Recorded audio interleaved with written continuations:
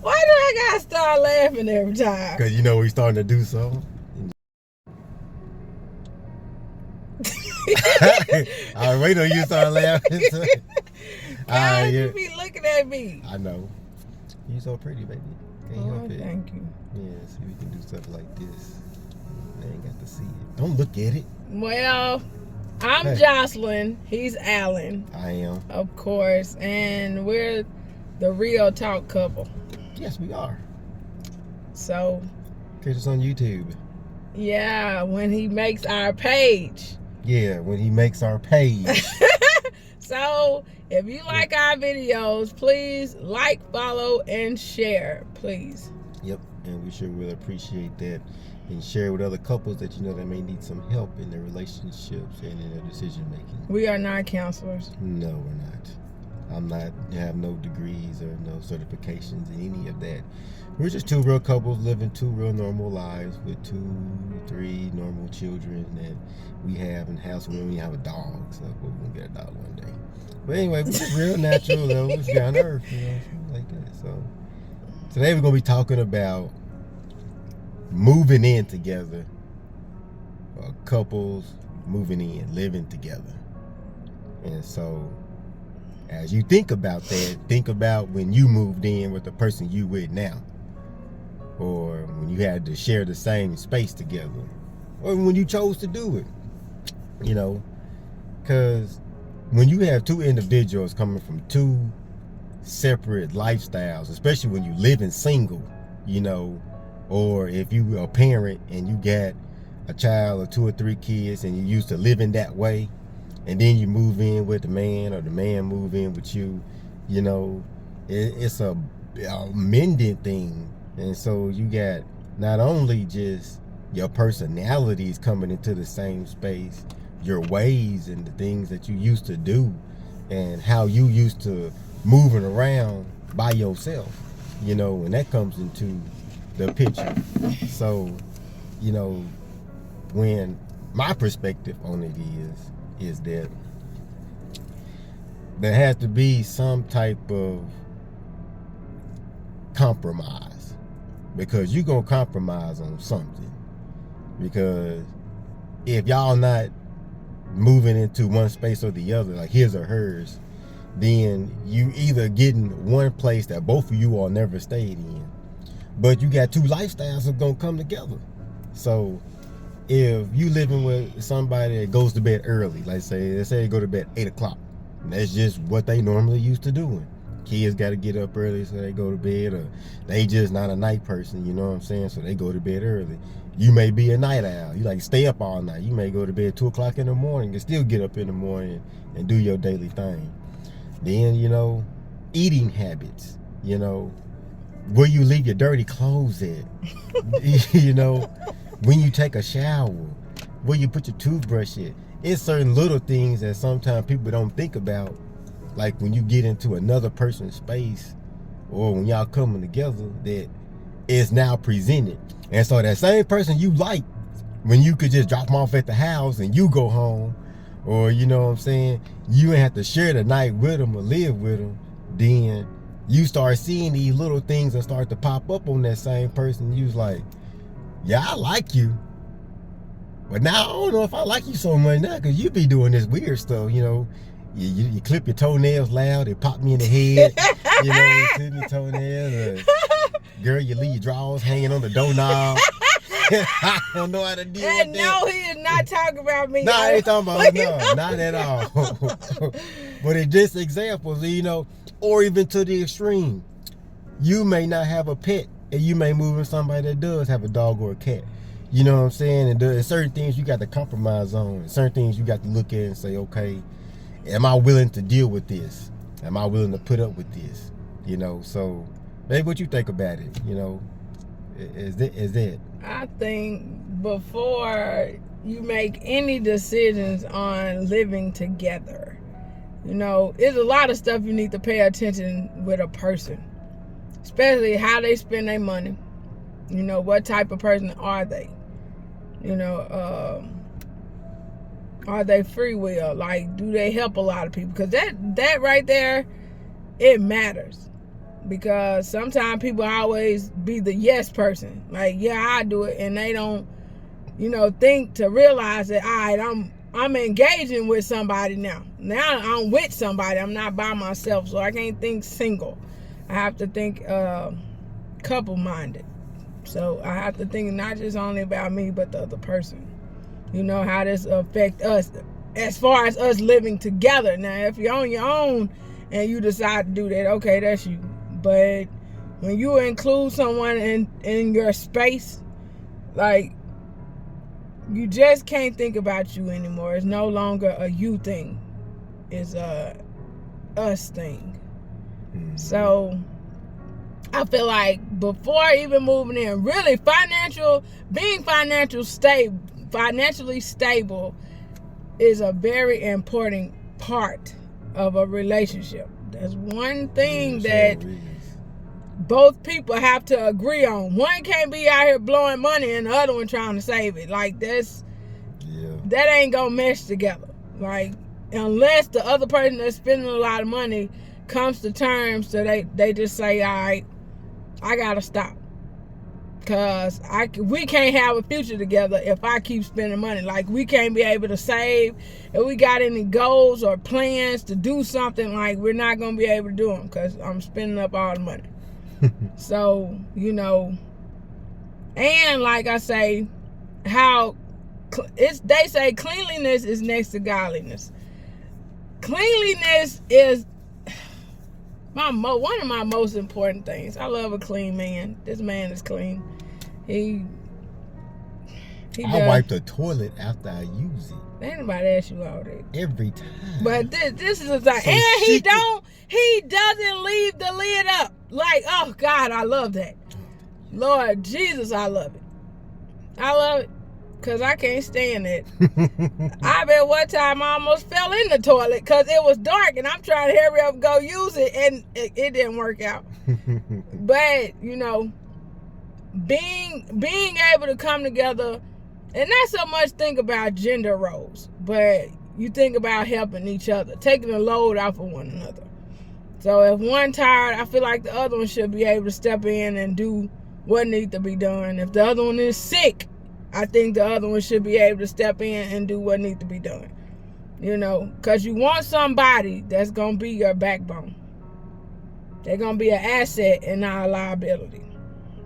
And they going to add to you and not take from you. So when it comes to living together, and when we talk these talks, we're going to talk about us.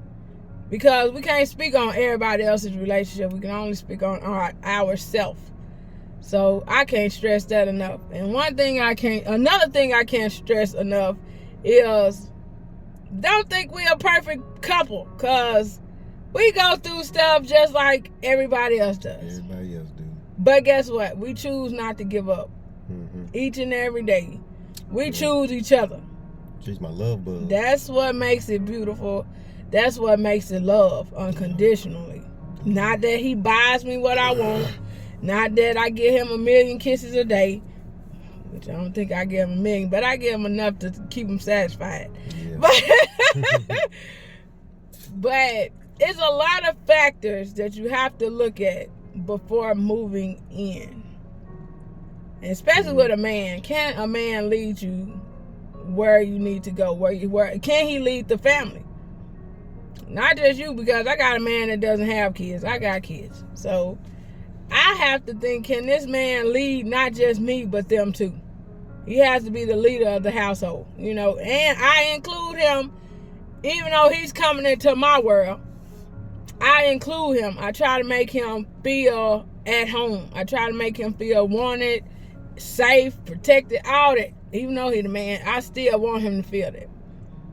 Like, he ain't got to worry about no drama being at my house, because at the end of the day, your house is your sanctuary.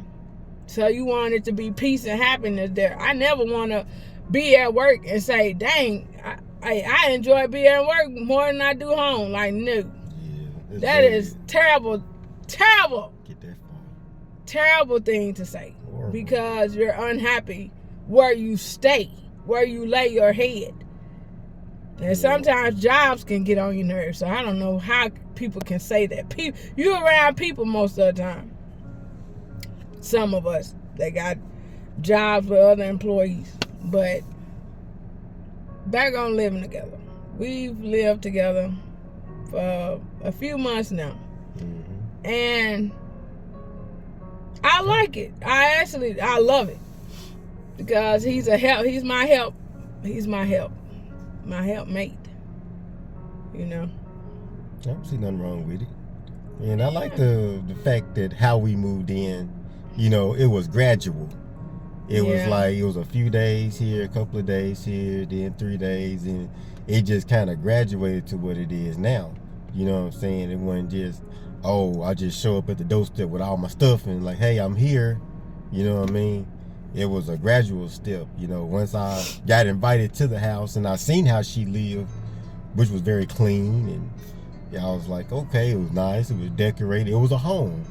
And so the more I visited, you know, and then I just started spending the night and things like that. And, you know, once we ended up finally getting serious with each other, then, you know, I started bringing things from my home to her home. And, you know, it just kind of graduated from there. So it snowballed into what it is now.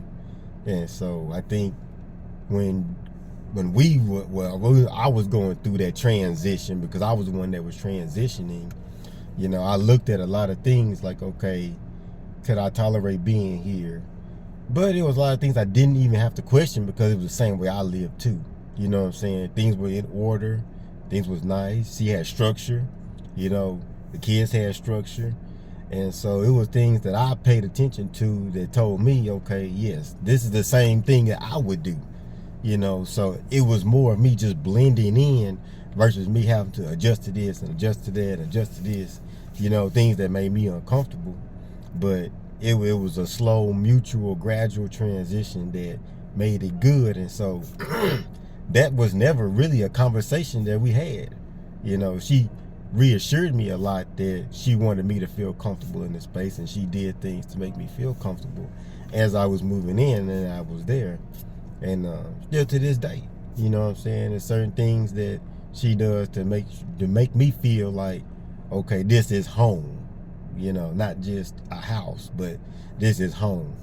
And so when I'm in there and we're talking or doing stuff with the kids, it feels like I'm included. I feel like I'm a part, and that's what I love. I love that unity and how they accepted me. You know what I'm saying? And so even if the other way around, you know, if she moved into my space, I'd do the same thing. You know, just make sure everything was set right, that, you know, she didn't have to worry about nothing, ask no questions, and things that she needed accommodated to, I would provided her, no problem, no questions asked, no hesitations. So, you know, when you're thinking about moving in with somebody, it is a lot to think about, you know, versus just how you feel, because a lot of things that you may see and things that other person do that you didn't see, because you only seen them when y'all was going on dates, when y'all was out on the town, things like that. But when you get into their personal space, you see how they are when they comfortable. And so you have to make those adjustments. And sometimes that when you can say, you know, I do like you, I like what we do, I like having fun with you, but as far as carrying this friendship into a relationship, as far as moving on, I think this is something that I might have to rethink, you know, because I don't think I could deal with X, Y, and Z on that. But, you know, us moving together was never really a big issue. When I decided to start staying there with her and we started coming together, I knew I loved her for the long run. And so I was willing to make those sacrifices and make those adjustments to make her home feel just as home as it was, even if, you know, I wasn't there, you know, like that. Yeah, but it'll be a lot of decision making when it comes to living together. So ask yourself, is the man or the woman that you're with capable of making reasonable decisions? You know, can they make wise decisions? You know, and can they give you feedback? Because some people just say, I don't know, you know, do what you need to do or do what you feel like. Sometimes 2 minds is better than 1.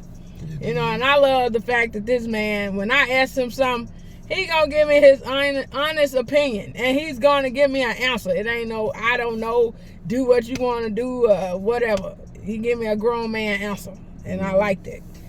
But us as a couple, like, we don't have no gender roles. This is our relationship. Ain't nobody finna come in and tell us what to do. We do what we want to do, what makes us happy. Because as soon as we start letting people in what we got, that's when everything starts clashing. So we try to, you know, just work out things on our own, you know. And that's what needs to be done. So, and we've gotten this far. Like I say, we're not no perfect couple, but we are 2 good people. Yeah. You know, he's a giver, I'm a giver. This man has been there for not just me, but for kids. I can say it again, that is not his. So I'm grateful, you know, because I own a house. And that's another thing. Maybe we'll talk about that in another video. But about one owning a lot of assets versus one coming into what the other person has, or vice versa. Like, he probably got stuff that I don't even know about that he owns. I don't know. We ain't got that far. But he knows I own the house that I live in. So he know he coming into that. So, you know, it's a lot of stuff that we talk about, you know, far as what I've already established on my own. So yeah, we can talk about that in another video too. But gotcha. You know, we gonna shorten this, and we gonna thank y'all for listening, and we really do appreciate the ones that support us. You know, give us all that good love, because I love it. Yeah. I love looking at these videos and laughing, because it do be funny sometimes. And this man, he's... You know, I'm a character. I just do stuff off the rip sometimes. I don't even know what I be doing. It just happens.